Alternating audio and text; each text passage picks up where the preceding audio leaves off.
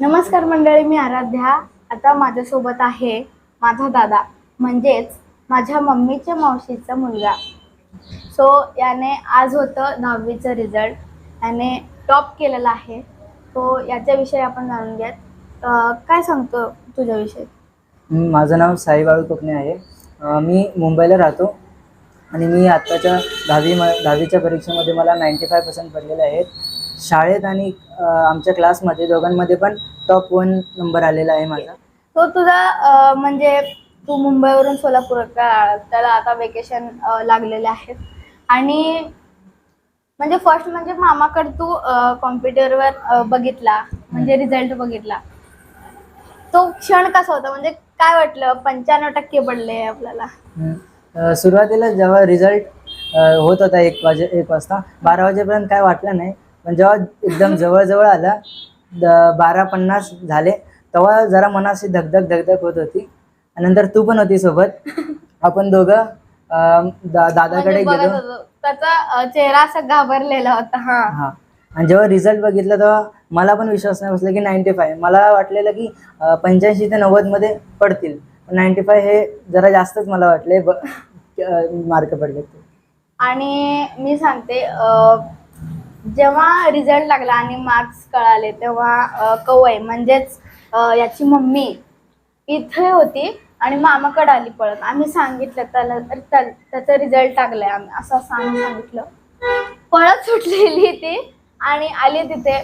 मग 95% होऊन सांगितले. तिला विश्वास बसला नाही. म्हणजे किती असं विचारले तिने. 9 आणि 5. थक्का झाली ती. मग आम्ही सांगितलं 95% पडलेत.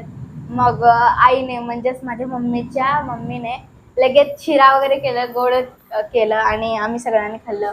आणि त्याला खूप फोन होते.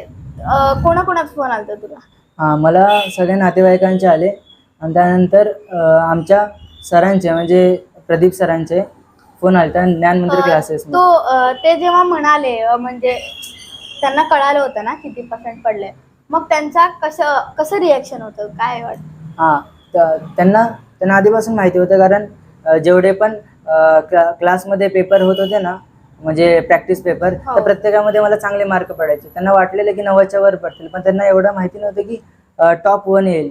मग जेव्हा फोन आला तेव्हा ते पण अतिशय खुश होते आणि त्यांनी मला फोन केल्यावर सांगितलं की या क्षणाबद्दल तुला आनंद व्यक्त केला पाहिजे, आई वडिलांसोबत आनंद व्यक्त केला पाहिजे असं सांगितलं. आणि फोन होता स्पीकरवर, आम्ही पण ऐकलं.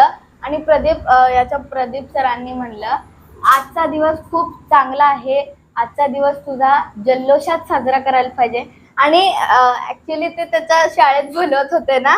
आणि तो म्हणाला मी गावी आहे. सो सर जरा नाराज झाले, कारण टॉप 1 जे आले तोच नाही आला, म्हणजे कसं. अजून काय सांगशील? अजून काय मग बाबांचे रिएक्शन काय होते? मग जेव्हा रिझल्ट आला तेव्हा पहिला मला पप्पांनाच कळवायचं होतं. पप्पांना फोन येत होता, परंतु दुसऱ्यांचे पण फोन येत होते. मग नंतर फोन आला, त्यांना मी फोन केला थोडं बोलून लगेच कट केलं, कारण मला पहिला पप्पांना सांगायचं होतं. पप्पांना जेव्हा फोन केला की पप्पांना सांगितलं मी पास झालो. पप्पा म्हणाले की किती पडले? म्हणलं 95 पडले. पप्पाला आश्चर्य बसलं. पप्पाला वाटलेलं की एकदम कमी पडतील. पप्पालाच पहिला सांगितलं की यायच्या टायमाला पहिला मला पेढे घेऊन या, कारण पप्पा जरा बाहेर गेले ते कामासाठी. म्हणजे पप्पा आले तेव्हा काहीतरी त्यांनी घेऊन आलं आणण्यासाठी.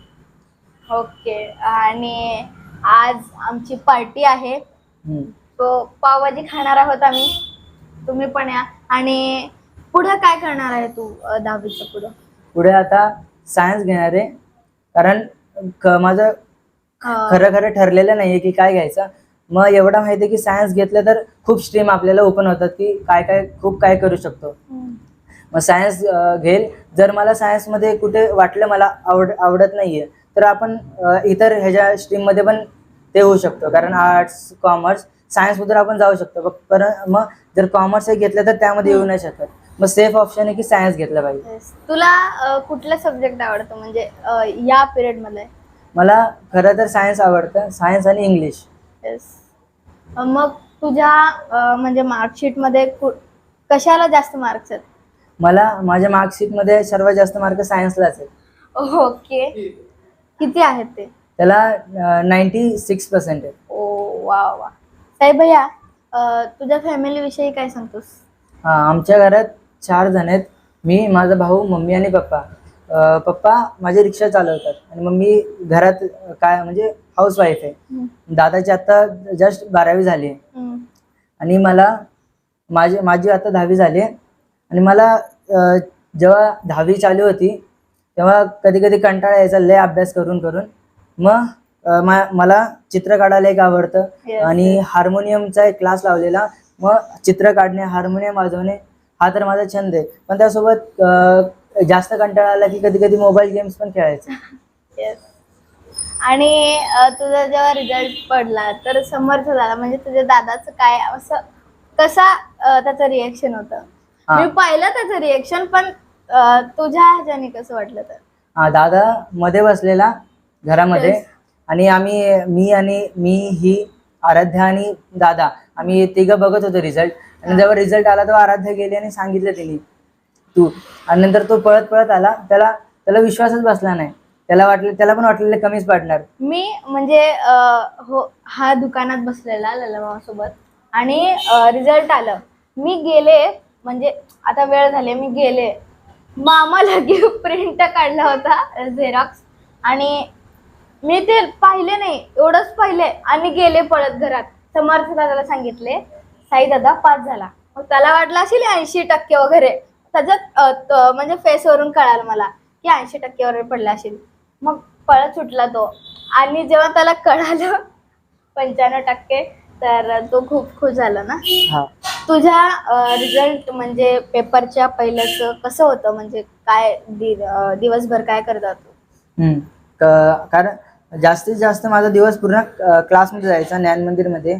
ते ज्ञान मंदिर क्लासमध्ये ना काय करायचे, जेवढा पण अभ्यास झालाय त्याचं रिडिंगसाठी पण 4 तास द्यायचे. त्यामध्ये आपल्याला रिडिंग करायची, म्हणजे आपण रिडिंग करायची आणि जे रिडिंग केले ते परत रिवाईज करायचं. मग सकाळी कधी कधी 6चे क्लास असायचे. 6 ते 8 वाजेपर्यंत रिडिंग. त्यानंतर शाळेत जायचं. शेवटला शाळा बंद झाली. मग 6 ते 10 वाजेपर्यंत लेक्चर घ्यायचे. मग लेक्चर रिडिंग करून त्यानंतर लेक्चर असायचे 2 वाजता. मग घरी सोडल्यावर घरी थोडा अभ्यास करायचा आणि नंतर आराम करायचं. कारण 10वी मध्ये आराम महत्वाचा आहे. तर तो नाही भेटला आणि मेन टायमाला पेपराच्या वेळेस जर आजारी पडलो तर तो खूप ते झालं. त्यासाठी अभ्यास करून आराम पण घ्यायचो. आणि 2 वाजता लेक्चर चालू व्हायचे. 2 ते 4, 4 ते 6 असे 2-2 तासाचे लेक्चर असायचे. मग 6-8 वाजेपर्यंत लेक्चर असले. मग 8 ते 10 परत रिडिंग असायची. आणि आमचे प्रदीप सर काय करायचे, मुलांना अजून मॅथ्समध्ये चांगले मार्क पाडण्यासाठी 10 ते 11 अजून जास्त रात्री रात्री 10 ते 11 मॅथ्सची प्रॅक्टिस करायला लावायचे. म्हणजे स्वतःच मॅथ्सची प्रॅक्टिस करायची मित्रांसोबत मिळून. मग त्यानंतर 11 वाजता घरी येऊन 11 वाजता जेवून लगेच झोपून जायचं, मोबाईल वापरायचा नाही. आता म्हणजे तुला वेकेशन पडलं, सुट्टीला आला तू, तर कुठं फिरला सोलापूरला? मग पहिला सुट्टीला आल्यावर पहिला मी माझ्या मम्मीच्या गावी म्हणजे आजोळ्याला गेलो. तिकडं यात्रा होती.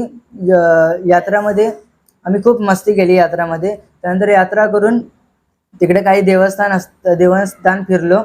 आणि त्यानंतर आम्ही आमच्या पप्पांच्या गावी आलो. तिकडे येऊन तिथली पण यात्रा होती. म्हणजे यात्रा त्या यात्राचाच कालावधी आहे. मग तिथली यात्रा करून तुळजाभवानी, खंडोबा असे देवस्थान केले. एका दिवसात 3 देवस्थान झाले. कारण लवकर गाड्या भेटल्या बस आणि लगेच आम्ही करून टाकल्या.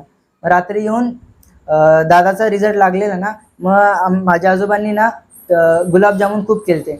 मग ते मस्त खाल्ले, अजून मस्त पार्टी केली. आणि त्यानंतर डायरेक्ट सोलापूरला आता आल्यावर रिझल्ट कळाला.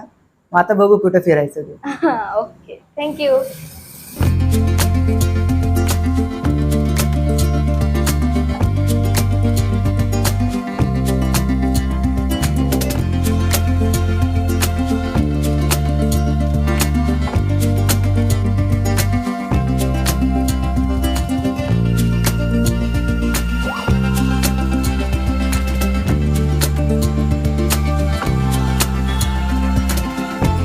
आज जे साईला यश मिळालेलं आहे ते यशामध्ये आम्ही सगळे सहभागी आहोत आणि आम्हाला पण खूप आनंद झाला. 95% म्हणजे खूप झाले, म्हणजे ऐकल्यावर पण खरं वाटत नाही एवढे टक्के झाले ते. खूप खूप शुभेच्छा. तुमच्या मम्मी पप्पांनी जे कष्ट घेतले त्याचं चीज केलं असं म्हणायला हरकत नाही. पप्पांनी जे तुमच्यासाठी कष्ट घेतले ते अजून तुम्हाला त्याला रिटर्न गिफ्ट मम्मी पप्पाला द्यावं लागणार आहे आणि ही त्याची सुरुवात आहे. 95% एक छोटंसं गिफ्ट तुम्हाला दिले. भविष्यामध्ये अजून काहीतरी साई नक्की काहीतरी करेल आणि मोठा सत्कार करायसाठी आम्हाला मुंबईला यावं लागेल. असं काहीतरी साईच्या हातामध्ये तू जे छंद जोपासते ते अजून डेव्हलप कर. शिक्षणासोबत छंदसुद्धा महत्त्वाचा आहे. तर आज तुझ्या या यशाप्रित्यर्थ तर कोकणे फॅमिलीकडून एक छोटंसं गिफ्ट आम्ही तुला देतो. मी आराध्याला विनंती करतो साई भैयाने छोटंसं गिफ्ट द्यावं.